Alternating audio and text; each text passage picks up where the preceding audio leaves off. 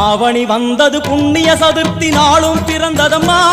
அதிகாலை முதலே மனையில் மங்கள மேளம் ஒலிக்குதம்மா கஜமுகனின் வரவை காண குடும்பம் வாசலில் கூடுதம்மா மா கோலம் இட்டொரு மனை மேல் வந்தான் ஆரத்தியாகுதம்மா கணபதி ராஜா